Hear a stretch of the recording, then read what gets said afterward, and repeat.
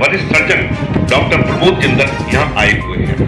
Doctor Pramod Jindal वैसे तो बहुत ही पॉपुलर हैं दिल्ली के अंदर और खासतौर से मैक्स हॉस्पिटल वैशाली और मैक्स हॉस्पिटल पटवर्धन के अंदर, लेकिन इनका जो काम था, इन्होंने नागपुर से MBBS की डिग्री प्राप्त की, उसके बाद सर गंगाराम हॉस्पिटल से पोस्ट ग्रेजुएशन किया, उसके बाद ये सिंगापुर फर्दर स्टडी के लिए चले गए।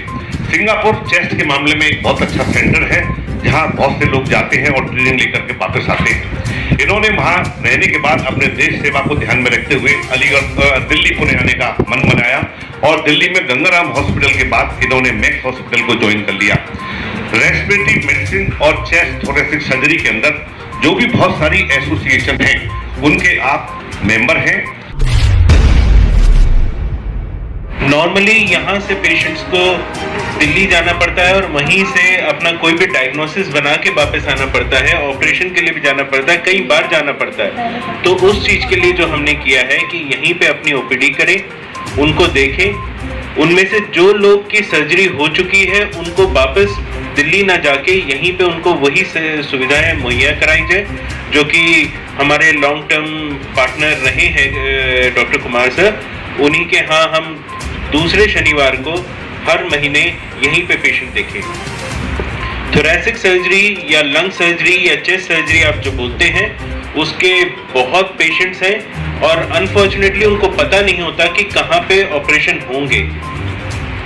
इंडिया में तकरीबन 25 लाख केस हर साल तपेदिक या ट्यूबरकुलोसिस के आते हैं, जिनमें से कम 5 से 6% केसेस को ऑपरेशन की जरूरत पड़ती ही पड़ती है। और खासकर कोविड में आपने देखा कि हर तीसरे चौथे मरीज को फेफड़े फट रहे थे और उसमें कुछ इंटरवेंशन की जरूरत थी। तो आप समझिए कि कितने सारे लोग यहाँ पे हैं।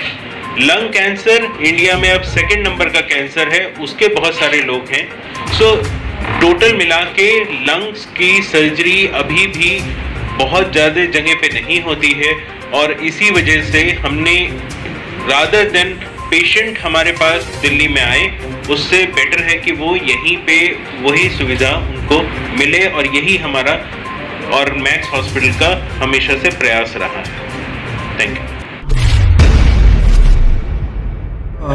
किस संबंध में आज ये PC रखी गई है? सर ये जो PC है इसमें basically max super speciality hospital Vaishali Aligarh में कुमार नर्सिंग होम के साथ टाई अप करके यहाँ पे थोरेसिक सर्जरी या लंग सर्जरी की OPD हर दूसरे शनिवार को हर महीने के यहाँ पे करने का प्लान शुरू हुआ है आज से।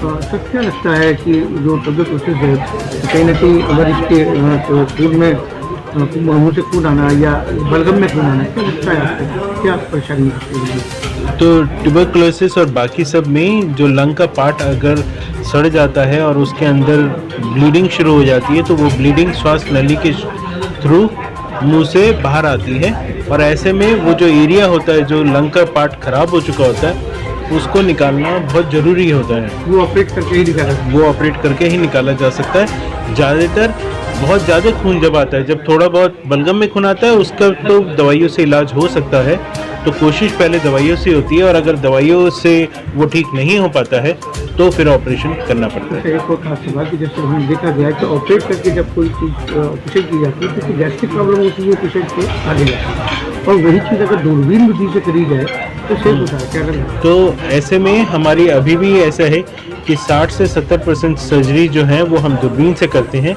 सिर्फ 20 से 30% सर्जरी जिनका दूरबीन से इलाज नहीं हो सकता उसके लिए चीरे से ऑपरेशन करते हैं, इसलिए दूरबीन से ही ज़्यादातर सर्जरी की जाती है। तो क्या गैस्ट्रिक प्रॉब्लम कंपैरेटिवली कम होती हैं दूरबीन से एज कम्पेयर टू चीरे से।